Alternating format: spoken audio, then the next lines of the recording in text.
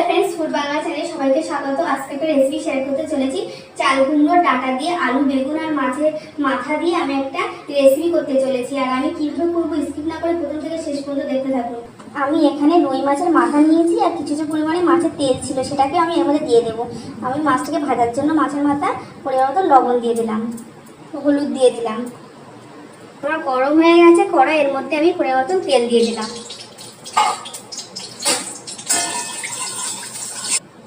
আমি এই ডাঁটাগুলোকে সুন্দর করে ফ্রেশ করে ধুয়ে নিয়েছি, বেগুন কেটে নিয়েছি, আলু নিয়েছি আর কয়েকটা কাঁচা লঙ্কা চিড়ে নিয়েছি। আমি মাছের মাথাগুলো তেলের মধ্যে দিয়ে মাছের মাথাগুলো আমার এক করে হয়ে গেছে। মাথাগুলো একটু ভেঙে দিয়েছি কড়ার মধ্যেই। আমি ভাজা হয়ে গেছে, নামিয়ে ফেলবো। ভাজা একই তেলের মধ্যে আমি গোটা পাঁচফোড়ন আর গোটা শুকনো লঙ্কা দিয়ে দিলাম। কাঁচা লঙ্কা চিড়ে রেখেছিলাম সেটাকে দিয়ে দেবো। আমি লঙ্কাগুলো হালকা করে ভেজে নিয়েছি। আমি যে আলু আর বেগুনটাকে কেটে রেখেছিলাম সেটাকে দিয়ে দেবো।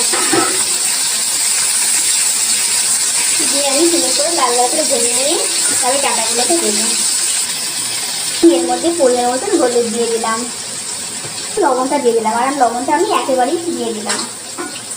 আলু আর বেগুনটাকে আমি লাল লাল করে ভেজে রেখেছি। আমি জিরে, আদা আর দুটো শুকনো লঙ্কা পেস্ট করে নিয়েছি মিক্সিতে, সেটাকে আমি এর মধ্যে দিয়ে দিলাম। যেহেতু মশলা দেওয়া হয়ে গেছে, হালকা করে আমি কষিয়ে নিয়েছি। এর মধ্যে দিয়ে আমি ডাঁটাগুলোকে ধুয়ে রেখেছি ফ্রেশ করে, সেগুলোকে আমি দিয়ে দেবো করে মশলার সঙ্গে মিশিয়ে দেবো। আপনারা এই রান্নাটা নিরামিষভাবেও করতে পারেন মাছের মাথার বদলে, সেটা খেতেও খুব ভালো লাগে। মাছের মাথাটা নাও দিতে পারেন।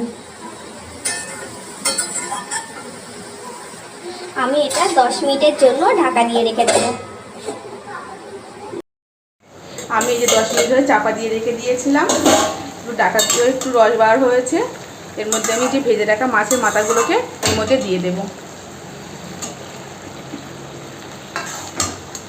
দেখুন আমার ডাটাটাও সিদ্ধ হয়ে গেছে আর আলু বেগুন সব সবজি সিদ্ধ হয়ে গেছে। আমার দেখুন ডাটার তরকারি রেডি হয়ে গেছে, আমি নামিয়ে ফেলবো। আর কার কার এরকম ডাটার তরকারি ভালো লাগে কমেন্ট করে বলবেন, আমি প্রত্যেক কমেন্টে রিপ্লাই দেবো। দেখুন কত সুন্দর হয়েছে সবজিটা। মাছের মাথা দিয়ে চাল কুমড়ো ডাঁটা ঘন্ট।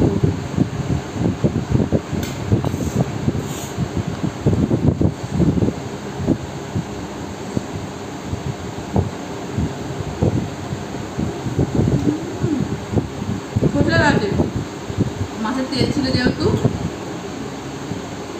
ডাঁটাগুলো কত সিদ্ধ হতো দেখুন, আর খুব কচি ডাঁটা ছিল।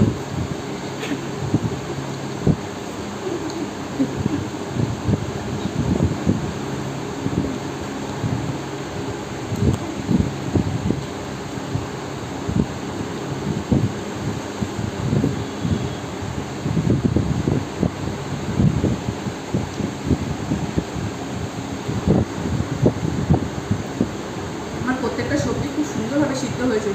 আপনাদের যদি ভালো লাগে এই রেসিপিটা, লাইক কমেন্ট শেয়ার এবং সাবস্ক্রাইব করবেন। যেসব বন্ধুরা ফেসবুক পেজ থেকে দেখছেন চ্যানেলটিকে ফলো করবেন। ভালো থাকবেন, সুস্থ থাকবেন, ধন্যবাদ।